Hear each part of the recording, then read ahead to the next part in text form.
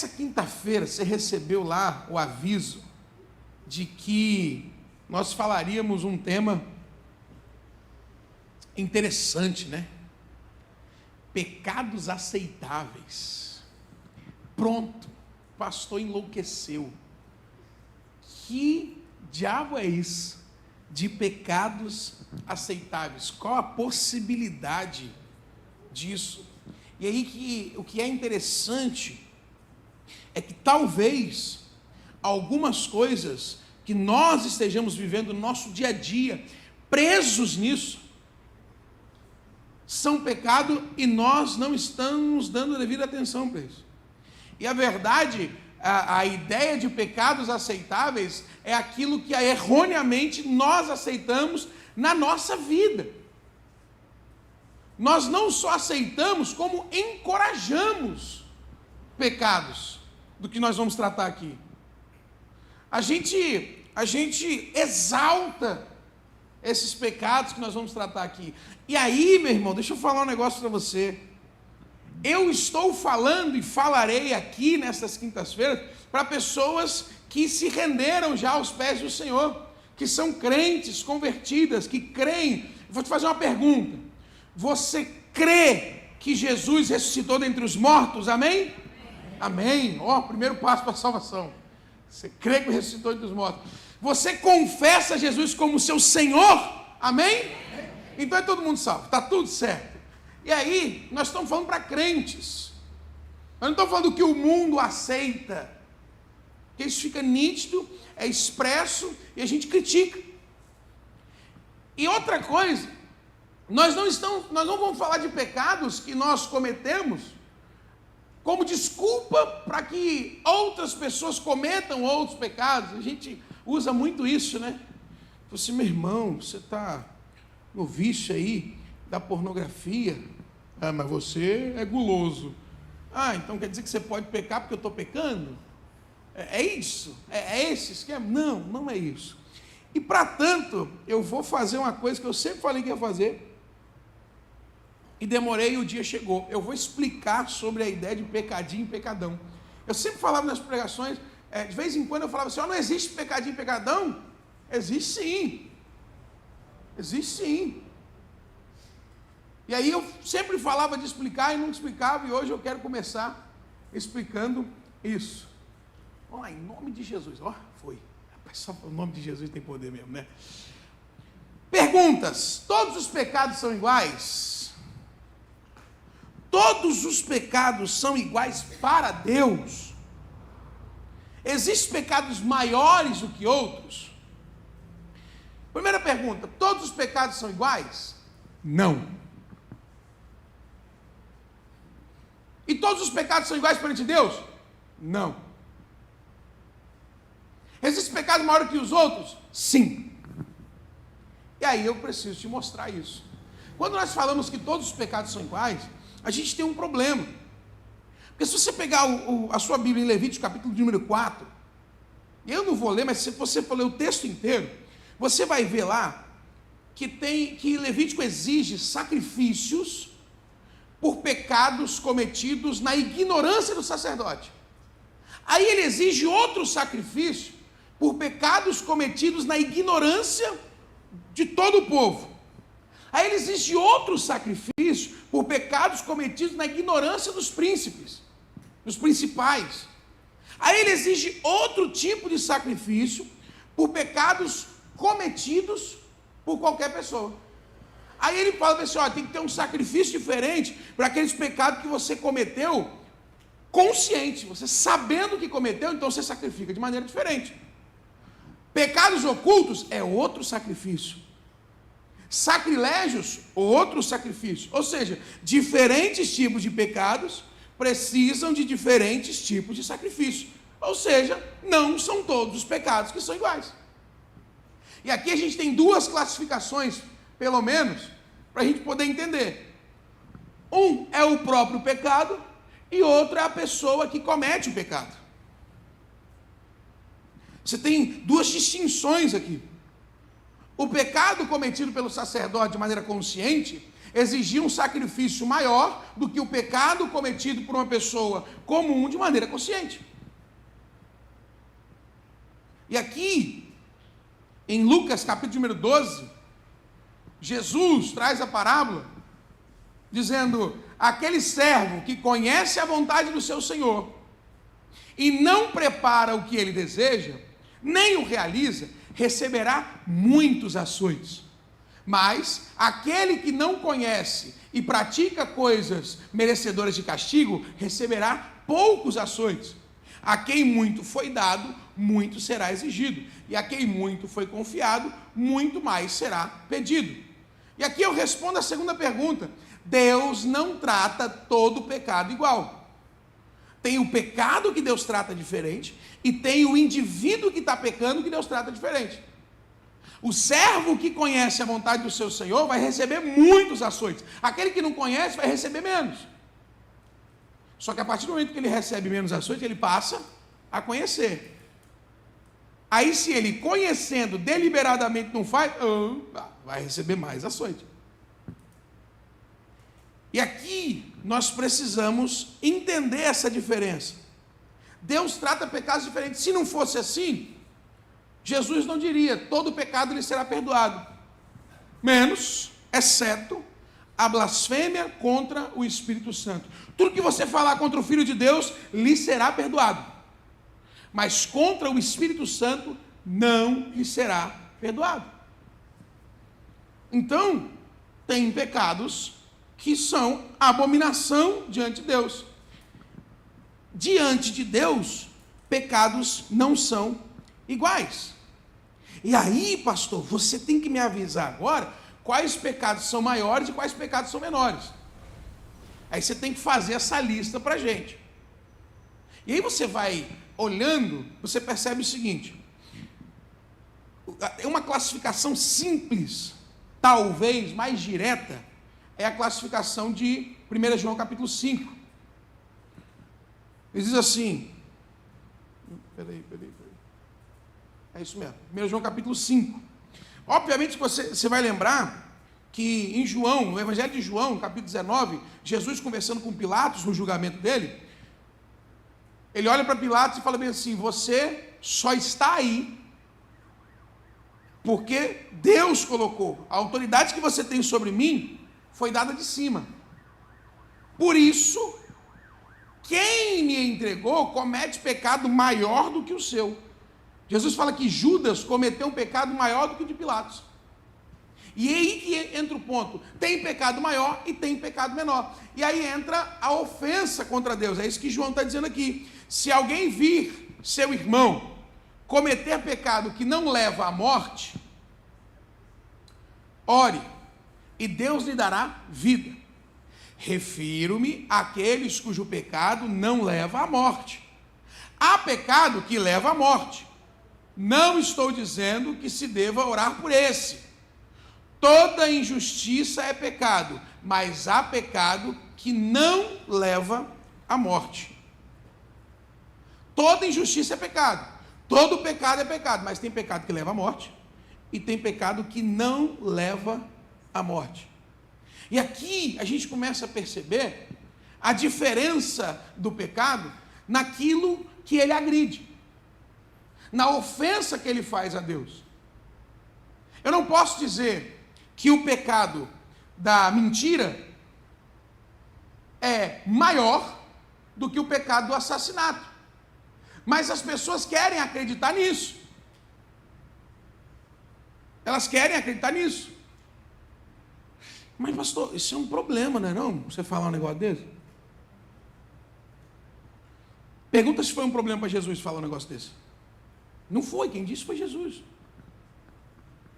A palavra de Deus confirma isso. E você vai ver em vários momentos da palavra de Deus dizendo: esse pecado é para a morte. Isso que você está fazendo é para a morte. E aí é um ponto que nós devemos entender, que todo o processo de pecado, ele vai gerar consequências. Consequências de morte. E essa morte, é importante lembrar que o que nos leva para o inferno, o que nos faz estar no inferno, não é o pecado, é a vida em pecado. Isaías 59:2, as suas maldades separam vocês do seu Deus. Os seus pecados esconderam de vocês o rosto dele, e por isso ele não os ouvirá. Todo pecado faz a separação de Deus, separa o homem de Deus. Mas o pecado em si não leva para o inferno. Que isso, pastor? Eu cometi um pecado. Eu vou para o inferno por cometer esse pecado? Não vou. 1 João 5,18, sabemos que todo aquele que é nascido de Deus não está no pecado. Quando você vai para João capítulo 8, Jesus manda aquela mulher ir e não pecar mais. Ou seja, na verdade ele diz, vá e saia desta vida de pecado. A iniquidade é que nos leva para o inferno, ou seja, a vivência no pecado, estar no pecado, o pecado ser comum, ser normal, ser aceito, ser vivido, praticado e apoiado. Quando Romanos capítulo 1 fala da troca de relações naturais, que é para quem diz que a Bíblia não fala de homossexualidade, ele diz que trocaram as relações naturais e se inflamaram de homem com homem e mulher por mulher. E todos aqueles que praticam e apoiam estão em pecado. Quer levantar a bandeira LGBTQIA, 2 espírito mais, K12, 25, sempre Toshiba, levanta, mas é pecado. É pecado. Quer apoiar? Apoia, mas você está em pecado. Entende isso?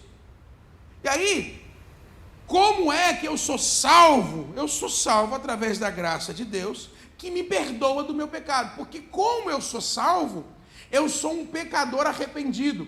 O Espírito Santo vem para convencer o homem do pecado, da justiça e do juízo.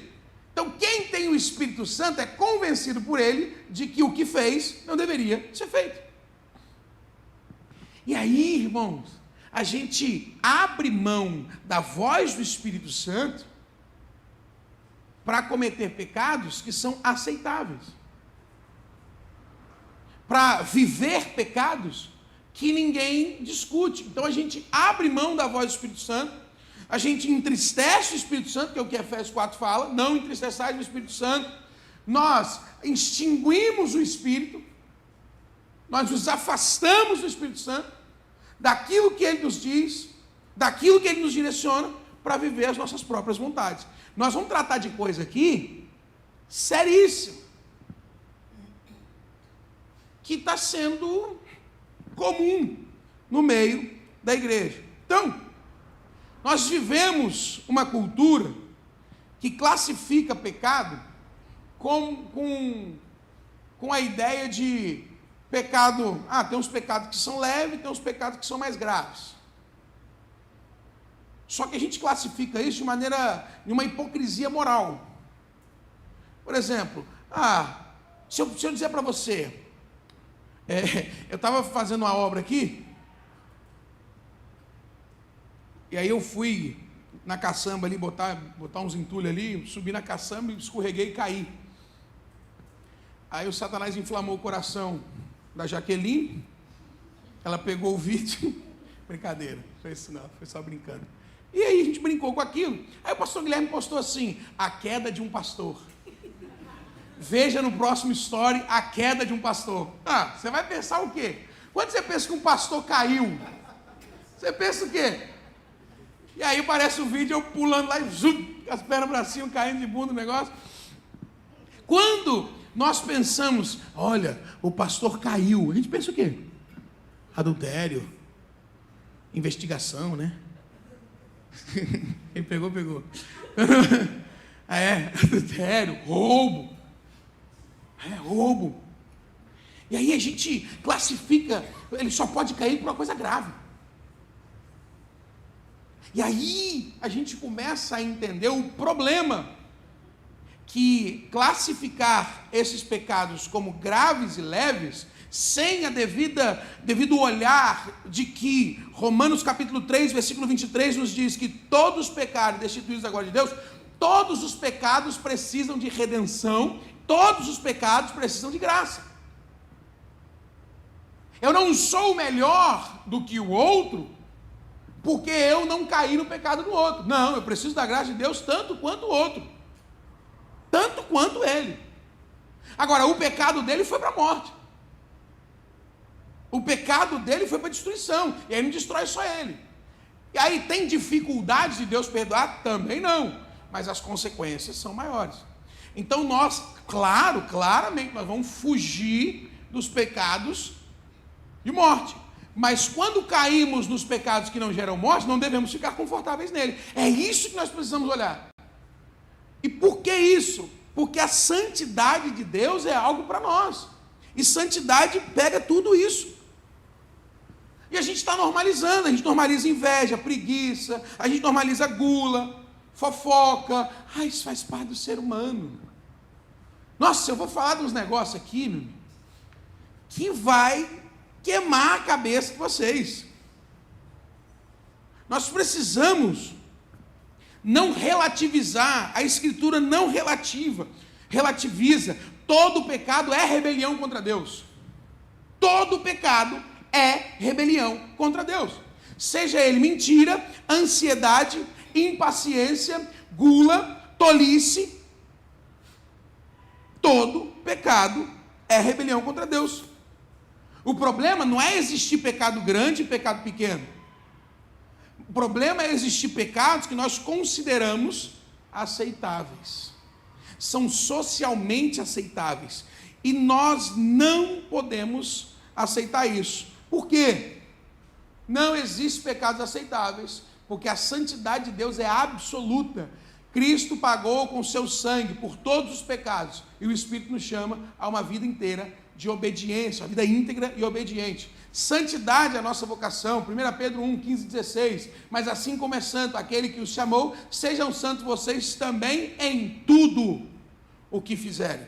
Sede santos, pois eu sou santo. Sejam santos vocês também em tudo o que fizerem. Eu já falei sobre isso, repito, o que é ser santo? Diferente, separado. E a diferença minha, sua, das pessoas que não conhecem a verdade, é que nós somos diferentes no nosso propósito. As pessoas estão no trabalho para ficarem ricas e gastar com todos os desejos da sua carne. Nós estamos no trabalho para ganhar o nosso sustento, sustentar a nossa família, ajudar a obra de Deus e glorificar o nome de Deus na nossa conduta. Nós somos diferentes em propósito. Então você tem que ser diferente em tudo o que você fizer. Tudo. E aí, Hebreus 12, 14, esforce para viver a paz com todos e para serem santos. A santidade, sim, é algo que tem que ser esforçado.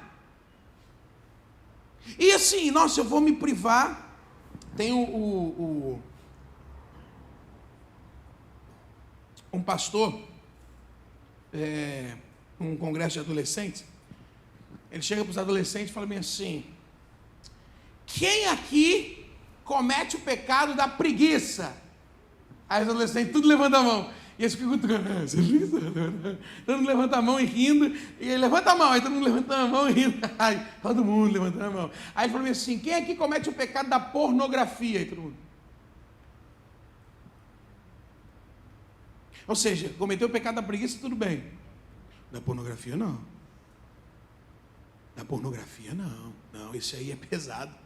Esse aí não pode. Mas da preguiça pode? E é essa a ideia. Mas é difícil lutar contra tudo. Tem que se esforçar. É isso que o texto diz. Seguir a paz com todos, tem que se esforçar para seguir a paz com todos e se esforçar para ser santo. Deus nos escolheu antes da criação do mundo para sermos santos e irrepreensíveis em sua presença. Você não foi escolhido para comer o melhor dessa terra. Você não foi escolhido para viver de glória em glória, vitória em vitória. Você não foi escolhido para sair, que quem te viu de bicicleta vai te ver voar. Já viu? Tem essa música. Quem te viu de bicicleta vai te ver voar. O forrozinho, massa pra caramba. Você não foi chamado. Não. Você foi escolhido para ser santo e irrepreensível na presença de Deus. Foi para isso que você foi escolhido. Deus, não gosto, eu não faço esse acordo, o problema é seu, vai para o inferno. Mas você foi escolhido para ir para o céu, ser santo e irrepreensível. Eu não tenho problema com quem quer ir para o inferno, eu tenho problema com quem quer ir para o inferno e levar os outros. Eu amo pessoas que vão para o inferno. Amo. Pessoas que escolheram o inferno, eu abraço, rio junto. Eu não tenho problema com elas, eu tenho problema a pessoa querer mudar a santidade e tirar o outro do caminho do céu. Você não foi chamado para isso. Não foi. A graça, ela não te dá esse acesso desse jeito. E nós precisamos entender isso. Graça virou bagunça. Tito 2,11, a graça se revelou, se manifestou salvadora a todos os homens.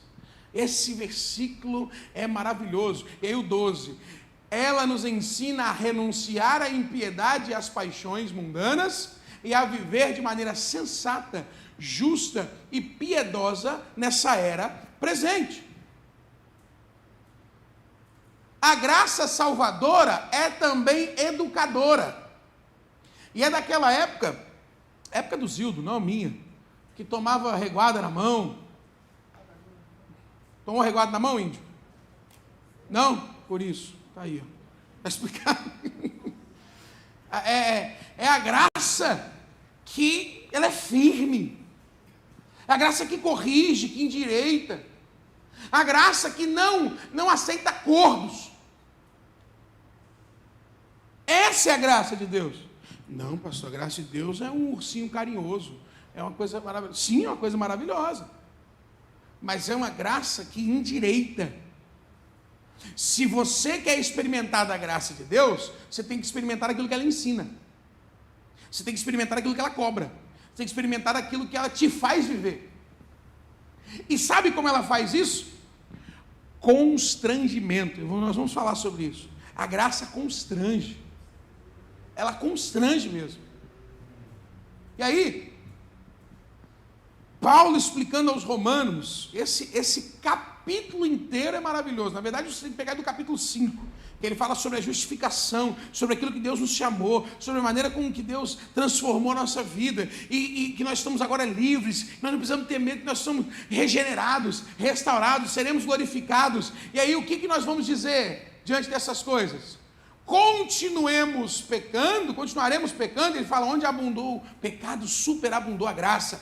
Ou seja, a graça de Deus é maior do que qualquer pecado, verdade. Mas por conta disso nós vamos continuar pecando? Para que a graça aumente mais? Não. Nós, os que morremos para o pecado, como podemos continuar vivendo nele? Aqui nós temos um problema. A vivência no pecado. E aí ele continua dizendo assim, vocês não sabem que vocês foram sepultados, morreram com Cristo no dia do batismo? Para que assim como Cristo ressuscitou, você também ressuscitasse para uma nova vida? Você não sabe disso? Como é que você pode continuar pecando? Se o batismo é morte para o mundo e ressurgir para fazer a vontade de Deus. Não! Essa é a graça de Deus que alcançou, que nos alcançou. Gálatas 5 também é um texto que fala sobre essas inclinações, esse desespero de pecar e como o Espírito Santo age em nós para que isso não aconteça.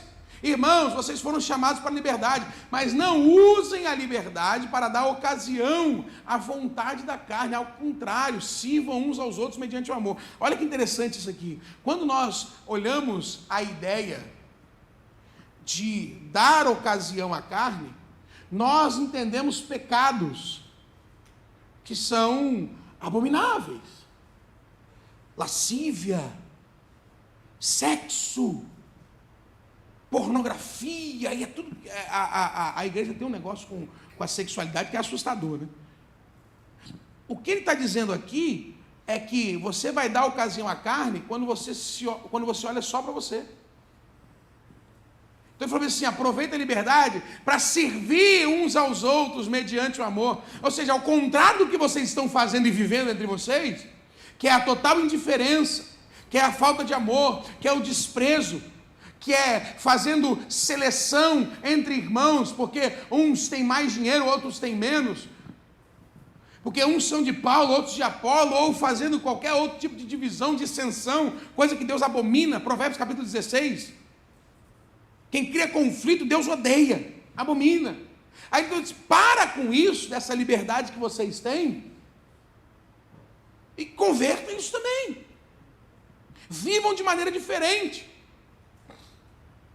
A graça, ela faz com que essa instrução, ela seja algo de busca.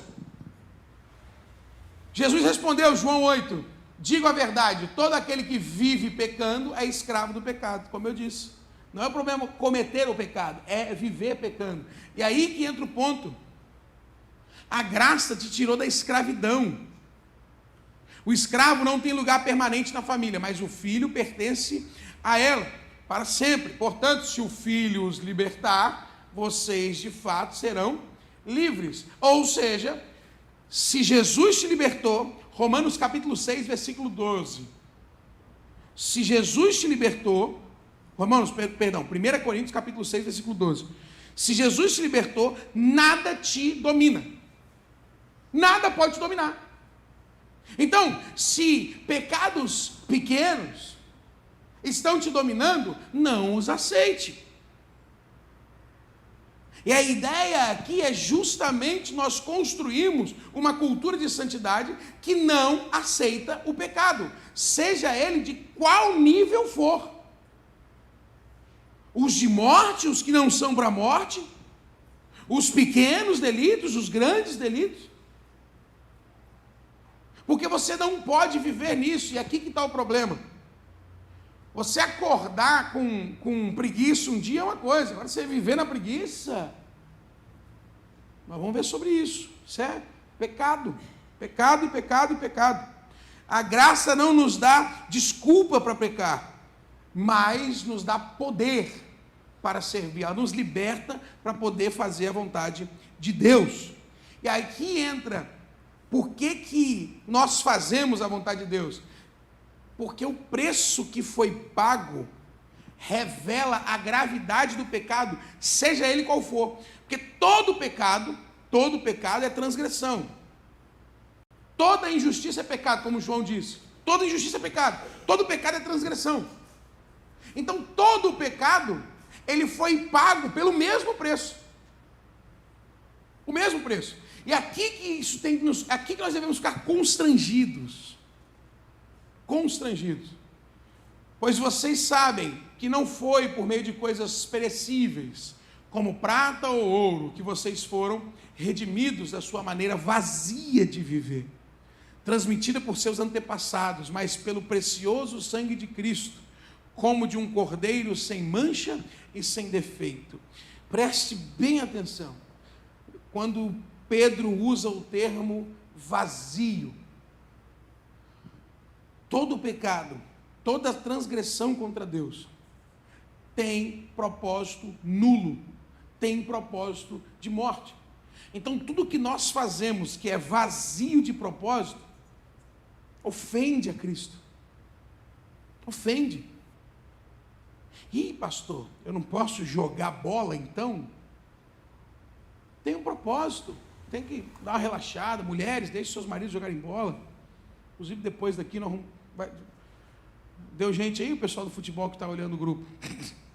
Deu gente, né, Elias? Isso, Elias já confirmou ali. Elias é o gerente da pelada ali, ó, Elias. Elias é o gerente. Me passa o Pix depois, que eu estou devendo 2, né? Tá bom.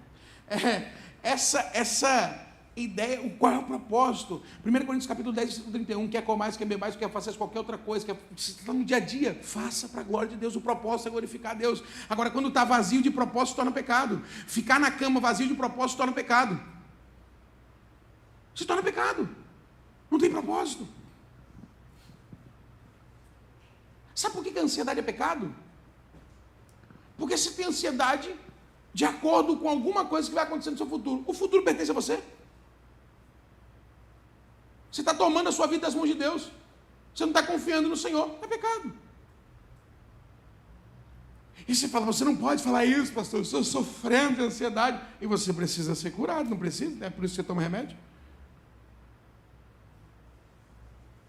Mas eu não queria estar assim. E você acha que eu queria ficar pecando? E você acha que eu quero transgredir a Deus? Fala aí, de boca cheia. Você quer transgredir a lei de Deus? Você quer ofender a Deus? Você quer fazer coisas que Deus não se agrada? Se você quer, não, mas você acaba fazendo. E aí você tem que perceber isso e correr atrás de mudar. É para isso que a graça nos ensina e o Espírito Santo nos empodera para isso. Agora, esse é o projeto eterno, é a sua vida inteira lutando. Inteira. O problema é que a gente acha que por ter vencido... É o seguinte, está solteiro, né? Está solteiro. Aí o solteiro tem que lutar contra o pecado sexual, né? Meu Deus, não posso fazer sexo antes do casamento, não pode, é pecado, vai para o inferno. Eu gosto de falar assim. Não posso fazer sexo no casamento, tem que me livrar da pornografia, não posso ficar cobiçando as meninas que passam na rua, não posso ficar cobiçando os homens da academia. Aí pronto, é aqui. O casado também não pode, né? Então, mas beleza. Aí falei assim, casou. Lá no dia lá, aqui ó, o pastor falou bem assim, eu vos declaro marido e mulher, pode beijar a noiva. Ele falou assim, nós agora, nossa, todo dia aquele problema não haverá mais. Acabou, eu não peco mais. Não tenho mais pecado. Deixa eu te falar um negócio, vai pecar é muito mais. Ó, isso é mistério, como diz Paulo, e eu falo da igreja e Cristo, não do casamento. Porque é o seguinte, nós às vezes colocamos os pecados bem pontilhadinhos. Pecados são 10 pecados. Esse aqui eu não faço. Não preciso cobiçar a mulher do outro, porque eu tenho a minha. Eu não preciso transar no casamento, porque eu estou casado, agora eu vou transar todo dia. Eu não quem riu, entendeu? Aí eu não preciso mais de pornografia, eu tenho minha mulher. Eu não peco mais. Eu não peco mais. Olha que maravilha. E aí as coisas que vão fazendo, e a vivência torta, errada, de coisas que dominam as nossas vidas, a gente não olha mais para isso. A gente acha que está tudo resolvido, que o problema era só esse. Também porque o pastor só prega isso também, né? A igreja só falava isso. A igreja não era um caminho de levar a Deus, era uma fábrica de castrar os outros. Esse é o problema. E nós paramos de perceber que ofender a Cristo e ofender a Deus é rejeitar um preço altíssimo que foi pago. E isso tem que nos constranger todo dia. O sangue de Cristo, que pelo Espírito Eterno se ofereceu de forma imaculada a Deus, purificará a nossa consciência de atos que nos levam à morte, para que sirvamos ao Deus vivo. Nós precisamos entender que aquilo que foi pago, o sangue que foi derramado, ele purifica a nossa consciência. Ele nos transforma. E isso tem que gerar em nós arrependimento, constrangimento. E é exatamente isso que acontece, meus irmãos. Em 1 Coríntios, Paulo fala, vocês foram comprados por alto preço. Presta atenção, vocês precisam mudar a maneira de viver. O preço foi alto para vocês viverem desse jeito. E isso tem que gerar em nós constrangimento. É por isso que quando pecamos, ficamos constrangidos. Ficamos constrangidos. E aí, Deus nos perdoa. Porque o Espírito Santo nos convenceu que nós entendemos que não deveríamos ter feito. A gente fala, Senhor, eu não deveria ter feito. Não deveria ter feito isso. Eu não deveria ter pecado ao me irar.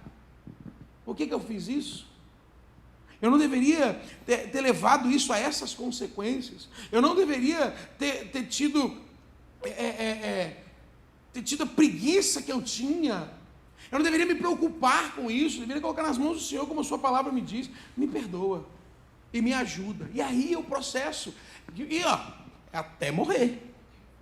Até morrer. E aí você fala, mas que brincadeira sem graça é essa também, né? E aí que é o ponto, irmãos? Quando nós estamos caminhando, uma criança quando começa a andar, ela começa a andar toda torta. Ela cai de tempo em tempo, ela cai. Você lembra a última vez que você caiu? Quando estava andando? Você lembra? Não, sabe por quê? Você aprendeu a andar. Você não cai mais.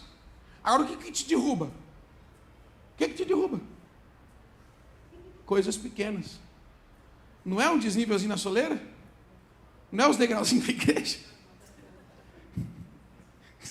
Irmão, eu vou dar jeito. Teve uma irmã, coitada, que ela foi... Eu estava dando aula aqui, eu estava pregando, não sei. Foi o Senhor que segurou meu coração. Ela tropeçou ali, ela caiu orando já. Caiu de joelho na cadeira. Falei, rapaz... Isso é mulher de oração. É coisa pequena. O que nos derruba é aquilo que a gente não vê. Então a gente fica alerta, e temos que ficar alerta, porque o Espírito Santo faz, nos deixa alerta contra o pecado. Mas caímos nos pequenos. E tem problema cair no pequeno? Não tem não. O problema é aceitar ele como algo comum, normal, faz parte da minha vida, faz parte de quem eu sou. Gabriela, eu sou desse jeito, não tem jeito, nasci. Quando me tiraram da barriga da minha mãe, eu chorei, porque estava quentinho, eu queria ficar lá dentro dormindo, uma luz danada, não dá, eu sou assim, eu quero viver assim. Não, isso é pecado. 1 Pedro 1,13, portanto, estejam com a mente preparada, prontos para agir, estejam atentos, coloquem toda a esperança na graça que lhes será dada quando Jesus Cristo for revelado. O que o Espírito Santo faz conosco? Nos deixa alerta. E nos lembra de uma coisa, que essa brincadeira sem graça de ficar caindo, esse negócio que é difícil, lembra da esperança. Lembra, quando Jesus Cristo for revelado, quando Jesus Cristo voltar nos altos céus, quando todo olho vê, quando ele vier em glória, visível, audível, relâmpago, que se mostra no Oriente e vai até o Ocidente, assim vai ser a volta do Filho do Homem. Quando ele vier, isso, por causa disso que eu estava lutando, por causa disso que eu estava atento, por causa disso que eu estava aprendendo a cada dia mais a andar melhor e não ficar tropeçando. Por causa disso. Esse é o ponto. Essa é a visão. É para onde a gente tem que olhar. É isso que o Espírito Santo nos leva a fazer. Por isso digo, Gálatas 5,16, vivam pelo Espírito e de modo nenhum satisfarão os desejos da carne. Pois a carne deseja o que é contrário ao Espírito, e o Espírito e o que é o contrário à carne. Eles estão em conflito, um com o outro, de modo que vocês não fazem o que desejam. Irmão, você não tem vontade. Porque se você não fizer a vontade do Espírito Santo, você vai fazer a vontade da sua carne, você vai fazer a vontade, ou aquilo que deseja o seu coração. Então você não tem vontade.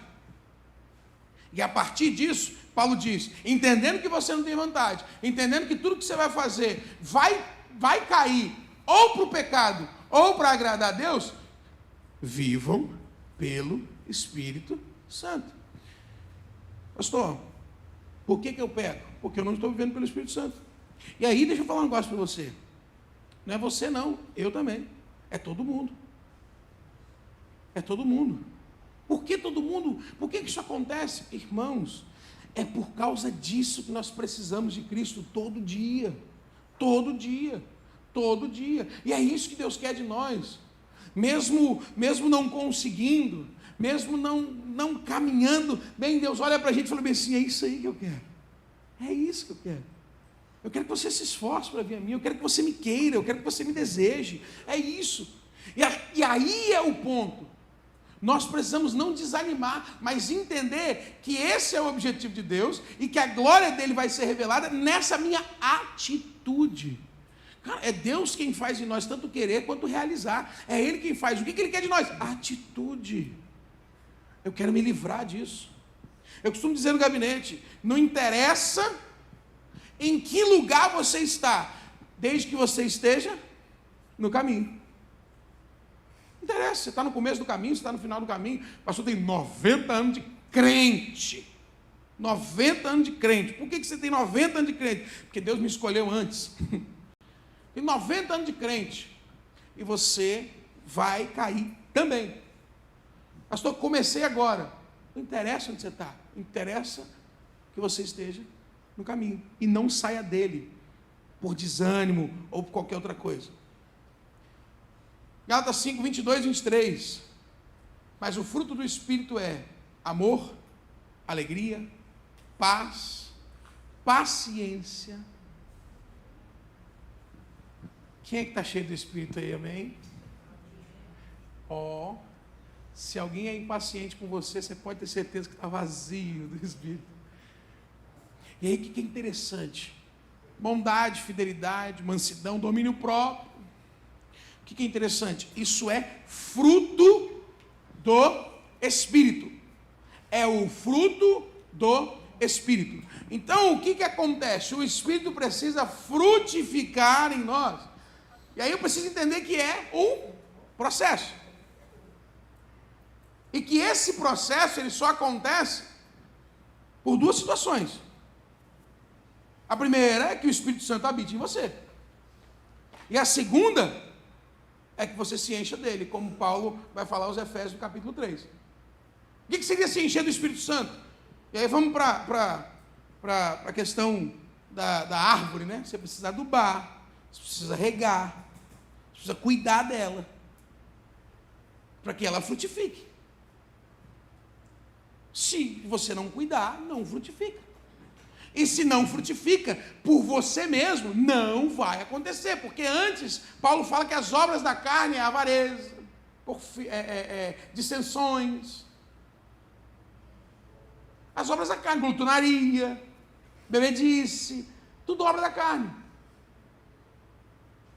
Agora, se o Espírito Santo frutifica em você, essas obras vão sair. É isso que vai acontecer. É por isso que você precisa entender que andar com Deus e andar no Espírito não tem a ver com o seu temperamento ou com a sua cultura. Tem a ver com aquilo que você permite que o Espírito Santo trabalhe em você. E aí a gente começa a perceber a ideia desses pequenos pecados. Porque se a gente olha para o Espírito Santo e diz assim, eu sou estressado, eu não gosto não, falou, levou, comigo é assim. E o Espírito Santo não vai trabalhar em você? E o Espírito Santo não vai mudar a tua vida? Você é assim, acabou, não vai deixar? Vai viver em estado de guerra, impaciente? Não vai saber amar, não? Não vai deixar o Espírito Santo trabalhar em você? Não, só assim, acabou. É o mesmo jeito, é a mesma maneira como a gente olha para esses pecadinhos de estimação, sabe?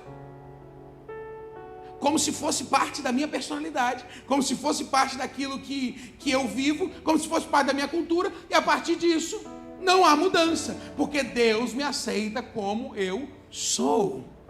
Isso não está escrito na Bíblia. Isso é falácia de Satanás. Deus não te aceita como você é. Deus não te criou como você é. Mas foi Deus que me criou assim. Quem te disse que Deus criou assim? Sabe quem Deus criou? Adão e Eva. E sabe o que Adão e Eva eram? Perfeitos. E sabe o que aconteceu depois que Adão e Eva comeram um fruto que não deveria comer? A perfeição foi manchada. Então, Deus não te criou assim. Deus criou a humanidade perfeita. Você está manchado. Ou seja, você precisa de transformação. E Deus quer transformar você. Porque Ele não te criou assim. E é por isso que Ele não te aceita assim. Porque Deus quer de volta aquilo que Ele criou. E por saber que você não tem condições de mudar aquilo que precisa mudar, Ele constrói um plano para que Ele habite no seu coração e te transforme de dentro para fora. É isso. É isso. Pronto. E a partir daí, eu aceito a palavra de Deus. Eu aceito o senhorio de Deus. Eu aceito a dominação de Deus. Eu aceito que Deus me direcione em cada passo e em cada situação. E eu aceito que qualquer coisa que eu faço por mim mesmo ofende a Deus. E aí, onde é que isso nos leva? Isso nos leva só a um estado: o estado de rendição. Você precisa se render a Deus e abrir mão de tudo que é domínio seu, de todos os seus pecados, de toda a tua cultura, de toda a tua personalidade, de toda a tua ciência, proficiência, inteligência, sabedoria, que não é nada, e se render a Deus. É isso que você precisa fazer. E é por isso que não existe pecados aceitáveis. É por isso que a cultura que te criou, é por isso que, olha, meu avô era assim, meu pai era assim, eu sou assim, o meu filho de 2 anos que tem um gênio forte, meu filho tem um gênio forte, tem um negócio mais forte que gênio de filho, vara de goiaba. Uma criança tem um gênio, personalidade forte, personalidade com 2 anos, rapaz. Ai. Aí é assim, não tem jeito. Você está negando o plano de salvação de Cristo. Você está negando a Cristo. Você está cometendo o pecado da incredulidade. É isso que você está fazendo. Mas não, eu preciso me preocupar mesmo com aqueles pecados assombrosos. Eu não posso roubar, eu não posso matar, eu não posso adulterar, eu não posso fazer isso. Blasfemar contra o Espírito Santo, então, isso eu não posso, me dar perdão, estou lascado se eu fizer. Enquanto isso, está com uma vida cheia de pecados, encarregando aqui assim no coração, dizendo que é a personalidade, é o meu jeito de ser. E é isso que nós precisamos tratar. É isso que nós não podemos aceitar de jeito nenhum. A única coisa que você pode aceitar é o fruto do Espírito Santo na sua vida. E eu não estou dizendo aqui, e aí eu preciso colocar isso para encerrar. Se a gente for pensar em viver como Deus quer, apenas numa esfera moral, e a gente dizer, está pregando moralidade, então a Bíblia inteira é moralidade. Para de olhar para a Bíblia com esse discurso vazio social. A Bíblia, ela é transformadora. A palavra é poder de Deus. Não é guia ético-moral, é poder de Deus. A gente tem que olhar para a palavra assim, como poder de Deus. Não como um discurso de moralidade que eu aceito ou não. Não como algo que é viável para mim neste tempo ou não. Não, pastor, isso era para o tempo de lá. A ansiedade era pecado lá, porque o pessoal plantava e tinha que esperar a plantação. Hoje não, hoje é comum. Quando você fala comum, tudo bem, agora fala que é normal. O normal é que está dentro da norma. E Deus não criou o mundo assim. Isso não é normal. Pode ser comum, mas normal não é. E nós precisamos nos livrar disso. Precisamos nos livrar disso. Mesmo que precisamos nos livrar da ganância, da cobiça, da inveja, do assassinato, do adultério. Esse olhar para a palavra de Deus como algo transformador em todos os níveis da minha vida vai me ajudar a não cair no falso moralismo, porque as pessoas usam a cultura para ser falso moralista. Eu faço isso sim, mas e o fulano que é mentiroso? E o fulano que vive embriagado? Vocês dois vão estar juntos, quentinho no inferno. Porque é pecado. Não justifica. Ai, pastor, você não pode falar dessas coisas, porque você também peca, mais do que você. Mais do que você. E se você quiser arrumar alguns pecados para me acusar, me manda uma mensagem no WhatsApp que eu te conto um monte. Eu falo, se você quiser que eu fale no WhatsApp, eu duvido que você fale dos seus pecados, eu falo. No WhatsApp eu falo, aqui vai ficar filmado. Não tem problema com isso não. Até porque eu já fui perdoado de todos eles. Até porque eu luto para não cometer todos eles. Eu estou te chamando para isso. Eu não estou te chamando para ser um falso moralista, achando que você vai ser mais perfeito do que os outros, porque você não comete os pecados que os outros cometem. Eu só quero te fazer entender que a tua vida pode estar enfiada num pecado. E você normalizou isso por conta da cultura de pecados aceitáveis.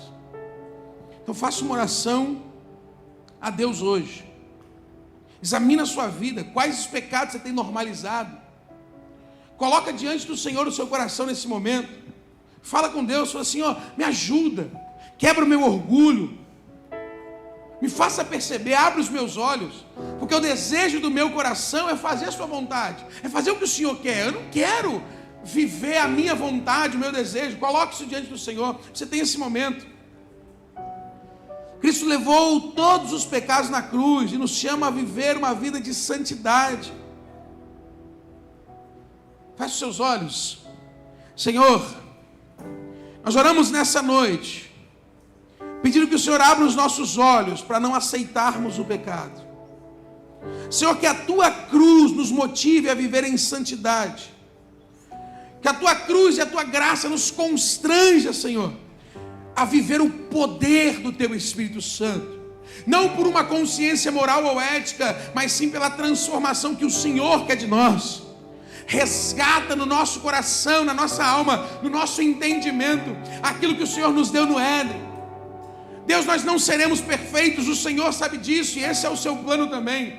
Mas que o nosso coração deseje a perfeição todos os dias, para agradar o Teu coração, porque o Senhor é o nosso dono. Abra os nossos olhos, Espírito Santo de Deus que habita em nós. Abra os nossos olhos e nos ajude, Senhor, a caminhar para mais perto de Ti. Que nós possamos todo dia nos encher do Teu Espírito, abandonando as práticas culturais, as práticas de uma persona não transformada pelo Evangelho. Que nós nos vistamos da nova maneira de viver. Que nós possamos nos despir do velho homem para viver uma vida transformada, onde o Senhor controla todas as coisas, porque por nós mesmos, Senhor, nós pecamos. Ó Deus, nos ajude a viver uma vida de perdão. Perdoa as nossas falhas e nos ajude, Senhor, a agradar o Teu coração. Continue nos motivando a entender estes pecados. Não nos deixe desanimar. E que para a glória do Teu nome sejamos transformados dia após dia, até nos tornarmos dia completo, como diz a Tua palavra. Nos ajude, Espírito Santo de Deus. Nós oramos em nome de Jesus. Amém. Amém.